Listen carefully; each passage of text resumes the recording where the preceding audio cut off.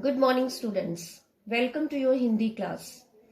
बेटा, हमारा चैप्टर चल रहा था पहला, पाठ 1 हमारा चल रहा था शब्द और पद। शब्द और पद, इस चैप्टर को हम कर रहे हैं और नेक्स्ट टॉपिक इसमें हमारा आ रहा है क्रिया। इससे पहले हमने जो टॉपिक किया है वो वहां तक आपने, मुझे उम्मीद है कि सबने कर लिया होगा। तो let us start our today's topic क्रिया, जिसको कि आप इंग्लिश में वर्ब भी बोलते हैं। अब क्रिया क्या क्या होती है, क्रिया किसे कहते हैं, कौन कौन सी क्रियाएं हैं जो आप और हम करते हैं। अब पहले आप इन शब्दों के द्वारा समझेंगे। क्रिया शब्द कौन से होते हैं? क्रिया शब्द, क्रिया शब्द जैसे लिखना,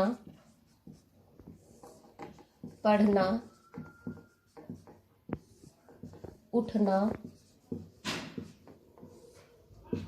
बैठना, चलना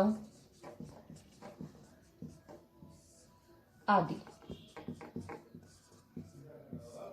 ये सब क्या है? ये सब क्रियाएं हैं हमारी, जो हम क्रियाएं करते हैं, क्रिया शब्द कहलाते हैं।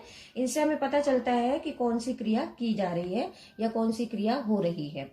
अब क्रिया को समझने के लिए सबसे पहले हम इसकी परिभाषा को समझते हैं। इसकी परिभाषा यहाँ लिखेंगे। ये हो गई बेटा परिभाषा, है ना।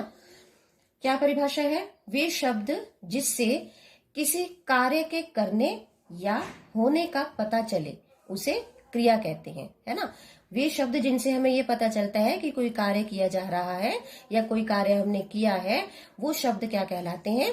क्रिया कहलाते हैं। नेक्स्ट टॉपिक हमारा आ रहा है क्रिया के भेद।